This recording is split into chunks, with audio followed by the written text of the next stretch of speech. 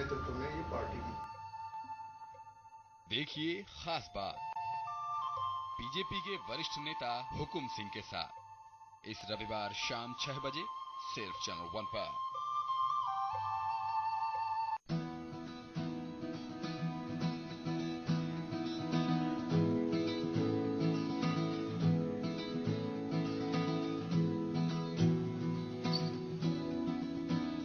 देखिए कामराह TRS गुलेरिया के साथ सिर्फ चैनल 1 पर रोज सुबह 10:30 बजे। सियासत के किनारों से निकला मुद्दा हो,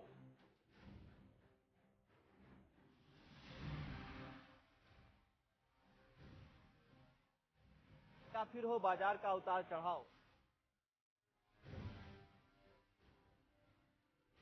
कानून व्यवस्था का सवाल हो, या फिर हो आम आदमी की आवाज, सरकार का रिपोर्ट कार्ड हो, या फिर हो विपक्षी पार्टियों के आरोप,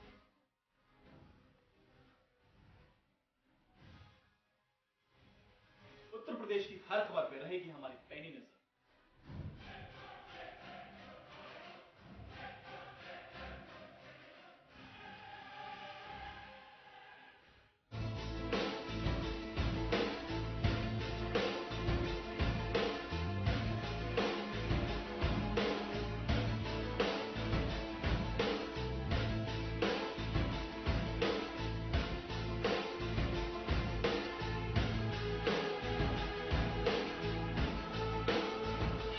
देखिए खास बात ब्रजमोहन सिंह के साथ हर रविवार शाम 6 बजे सिर्फ चैनल 1 न्यूज पर।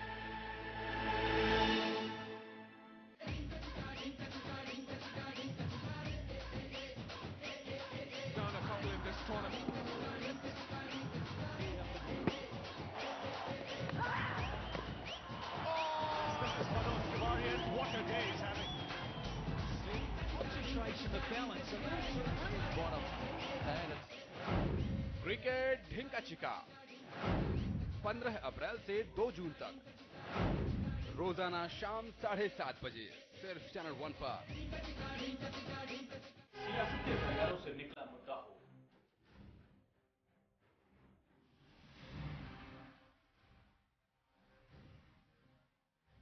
या फिर हो बाजार का उतार चढ़ाव, कानून व्यवस्था का सवाल हो, या फिर हो आम आदमी की आवाज, सरकार का रिपोर्ट कार्ड हो, या फिर हो विपक्षी पार्टियों के आरोप,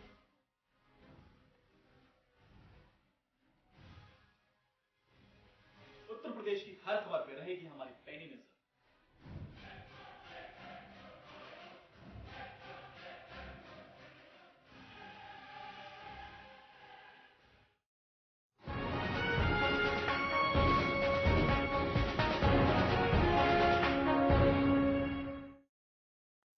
नमस्कार, मैं हूं कुमार राकेश। हमारी खास पेशकश सियासत में आपका स्वागत है। मोदी की सरकार बनी तो सबसे बड़ा झटका कांग्रेस को लगा। न सिर्फ कांग्रेस बल्कि मोदी के इस लहर में कई राज्यों के सीएम भी हिल गए हैं। मगर सरकार बनने के बाद सबसे ज्यादा खतरा कई राज्यों के राज्यपालों पर भी मंडराने लगा है।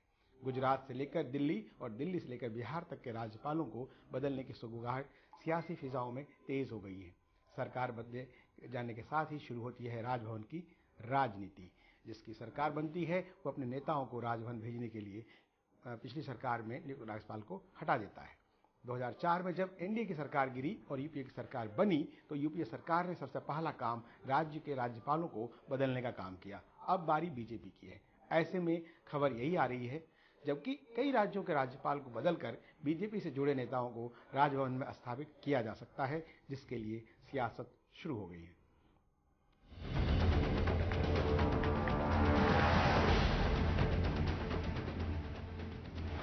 मोदी लहर में बही कई सरकारें, राज्यपालों पर मोदी लहर का खतरा। 18 राज्यपालों पर बरसेंगे मोदी। गणित में 2 और 2 4 होते हैं, लेकिन राजनीति में 2 और 2 4 नहीं होते। राजनीति में वही होता है जो सत्ता के महानायक को पसंद हो। जिसकी सरकार होती है उसकी अपनी रणनीति होती है। मोदी की सरकार केंद्र में बनने से महज 3 कदम की दूरी पर है। 26 मई के बाद मोदी भारत जैसे विशाल देश के पूरी तरह से प्रधानमंत्री बन जाएंगे। मोदी के प्रधानमंत्री बनने से अगर किसी को सबसे ज्यादा खतरा है तो वो हैं राज्यों के राज्यपाल। ऐसे राज्यपाल जिनको यूपीए सरकार ने अपने कार्यकाल में नियुक्त किया था। सरकार बदलने के बाद राज्यपालों को बदलना पुरानी राजनीति है। ये ऐसे राज्यपाल हैं जिनका कार्यकाल अभी बाकी है। तो सवाल उठता है कि आखिर क्यों सरकार बदलने के बाद राज्यपालों को बदलने की राजनीति की जाती है। मोदी सरकार में जिन राज्यपालों को बदला जा सकता है उनमें सबसे बड़ा नाम कमला बेनीवाल का है। कमला बेनीवाल को 27 नवंबर 2009 को गुजरात का राज्यपाल बनाया गया था, जिनका कार्यकाल अभी करीब 6 महीने बचा है, लेकिन मोदी सरकार में उन्हें हटाया जाना तय है। उत्तर प्रदेश के राज्यपाल बनवारी लाल जोशी का कार्यकाल करीब 3 महीने बचा है, लेकिन उन पर भी मोदी लहर कहर बनकर टूट सकती है। दिल्ली में करारी हार के बाद शीला को केरल का राज्यपाल बनाया गया। अभी शीला को पद संभाले महज 63 दिन ही हुए हैं, लेकिन मोदी शीला को हटा किसी बीजेपी नेता को बैठा सकते हैं। कर्नाटक के राज्यपाल हंसराज भारद्वाज भी हटाए जाने वालों की लिस्ट में शामिल हो सकते हैं।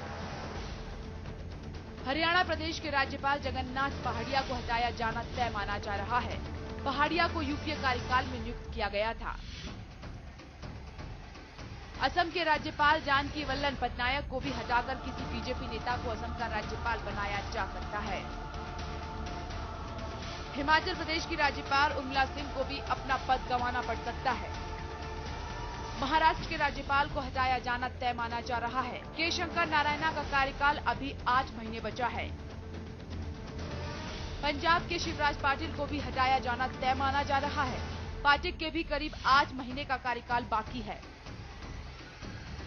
मध्य प्रदेश के राज्यपाल राम नरेश पटेल को हटाकर बीजेपी नेता को राज्यपाल बनाने की संभावना है, जबकि इनका कार्यकाल अभी 2.5 साल बचा है। इसके साथ झारखंड के सैयद अहमद, उत्तराखंड के अजीज कुरैशी, ओडिशा के एसजी जमीर, राजस्थान की राज्यपाल मार्गरेट अल्वा, तमिलनाडु के राज्यपाल के रोसाई, सिक्किम के राज्यपाल श्री नीवल डी पाटिल और बिहार के राज्यपाल डीवाई पाटिल को मोदी सरकार में राज्यपाल पद से हटाया जा सकता है। इन राज्यपालों में सबसे ज्यादा कार्यकाल केरल की राज्यपाल शीला दीक्षित का बचा है और सबसे कम 97 दिन सिक्किम के राज्यपाल श्री नीवल डी पाटिल का बचा है। बड़ा सवाल है कि क्या ऐसे राज्यपालों को हटाया जाएगा। मोदी लहर 18 राज्यपालों पर कहर बनकर टूट सकती है। Bureau report, channel 1। आपने देखा कि राजभवन की राजनीति कैसे होती है अपने देश में, किस तरह से राज्यपाल भी बदले जाते हैं।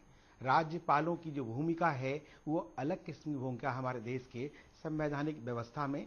राष्ट्रपति के प्रतिनिधि होते हैं राज्यपाल। आज हम इन्हीं सब मसलों पर चर्चा करेंगे कि मोदी सरकार आने के बाद राज्यों की जो फिजा बदल रही है और जो बदलेगी वो कैसा क्षमा होगा, कैसी स्थितियां होगी वहां पे राजनीतिक स्थिति। हम इन मुद्दों पर चर्चा करेंगे। हमारे साथ हैं अनुराग सिंह, वरिष्ठ वकील, रूबी अरुण जी, वरिष्ठ पत्रकार, यूसुफ अंसारी जी, हमारे कार्यकारी संपादक, विजेंद्र गोयल जी, कांग्रेस के नेता, एंड नंदकिशोर गर्ग जी, भाजपा के जाने पहचाने नाम, वरिष्ठ नेता। हम शुरुआत करते हैं भाजपा से। नंदकिशोर गर्ग जी, आपका सियासत कार्यक्रम में स्वागत है। आप ये बताइए कि ये जो स्थितियां हैं, क्या ये जायज स्थिति है कि कोई भी सरकार आए और राज्यपालों को हटा दें आप, और हटाना चाहिए? इसमें कुमार जी, इस देश के अंदर लगभग 1952 से चुनाव होने प्रारंभ हुए, 50 से संविधान लगा है और कुछ परिपाटियां, कुछ कन्वेंशन हमारे यहाँ बढ़ गई है। राज्यपाल जो पॉलिटिकल अपॉइंटी, जिनके नाम अधिकांश आपने भी लिए आपके, और कुछ लोग हैं ब्यूरोक्रेट्स या आर्मी से आए हुए जो उनके विशेष राज्य हैं। मैं समझता हूं जो पॉलिटिकल अपॉइंटी हैं, जैसे शीला जी को आचार संहिता लागू होने की रात के अंदर अपॉइंट किया था। नहीं, शीला केवल दीक्षित पॉलिटिकल लोगों शीला को दीक्षित का ऐतिहासिक था। गर्ग साहब, शीला दीक्षित का अपॉइंटमेंट ऐतिहासिक हाँ था। भारत के इतिहास में सुबह 3:05 पे नोटिफिकेशन जारी किया। 5 तारीख को इलेक्शन कमीशन का नोटिफिकेशन होना था दिन में 10 बजे। तो ये अपने आप में ऐतिहासिक था।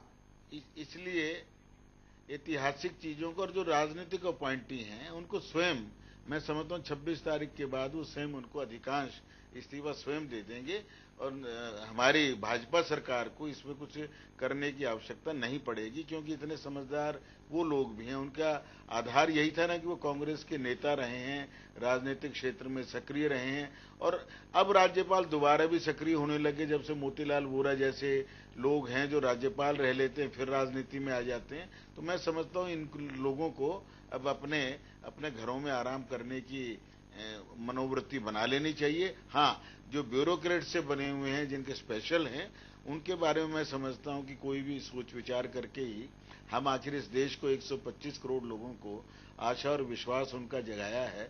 सबको साथ लेने की हमने कस्में खाई और उसके ऊपर अभी तक हमने 4 दिन में चल के दिखाया है। हम देश की जनता को विश्वास दिलाते हैं कि बदले की भावना से नहीं, परंतु राजनीति में एक हेल्दी परिपाटी है, कन्वेंशन है। इससे पहले भी ये चीज होती रही है और आज भी होनी चाहिए, इसमें कोई बुराई नहीं। विजेंद्र जी, राज्यपालों को क्यों हटाना चाहिए, ये बात कर रहे हैं। कांग्रेस ने ऐसा किया, भाजपा ने भी पहले ऐसा किया था। तो पिछली बार देखें एनडीए की सरकार। तो देखिए कुमार राकेश जी, मैं ऐसा समझता हूं कि राष्ट्रपति जी का, गवर्नर साहब का जो भी पद है वो एक संवैधानिक पद है, और ये पद है राष्ट्रपति जी के प्लेजर के ऊपर गवर्नर का अपॉइंटमेंट होता है।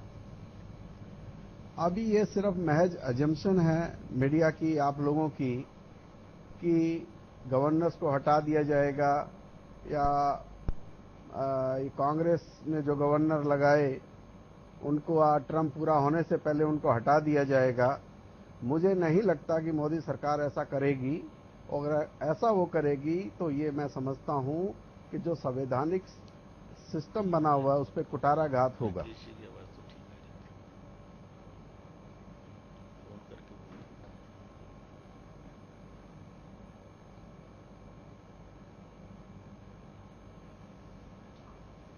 विजेंद्र जी, आप जो बता रहे थे कि राष्ट्रपति के प्रतिनिधि होते हैं राज्यपाल, और राज्यपाल को नहीं हटाना चाहिए। रूबी जी, आप ये बताइए कि ऐसी स्थितियां क्यों बनती है, राजनीति से प्रेरित राजभवन क्यों हो?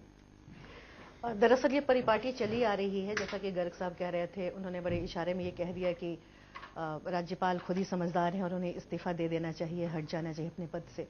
तो जब सरकारें बदलती हैं तो विभिन्न राज्यों में मुख्यमंत्री भी बदलते हैं।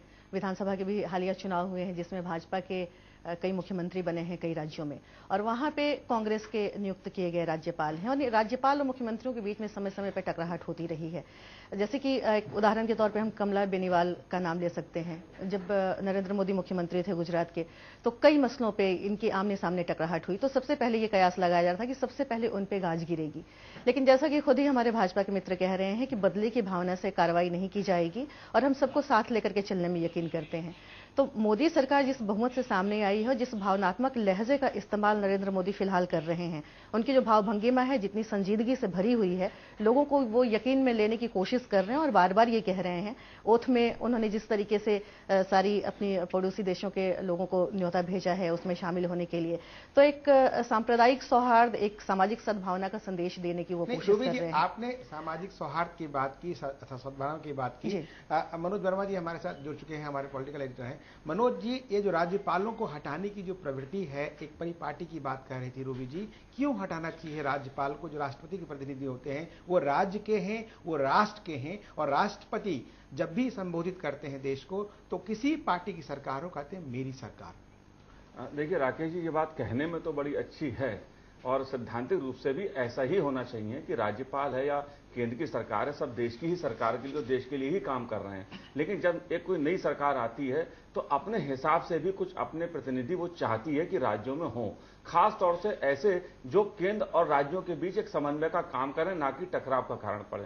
पूर्व में हमने देखा, जैसे कमला बेनीवाल का एक नाम आया, हंसराज भारद्वाज जी ने कर्नाटक में जो कुछ करा उसे लेकर खासा विवाद हुआ। इससे पहले हमने रमेश भंडारी का कार्यकाल देखा 90 के दशक में उत्तर प्रदेश में खासा बवाल मचा रहा, रोज बवाल होता था, राज्यपाल एक शक्ति केंद्र वहां बन गए थे। झारखंड में जब भी सत्ता का मामला आया तब वहां विवाद उठता, बिहार में विवाद हमने देखा बूटा सिंह के समय में।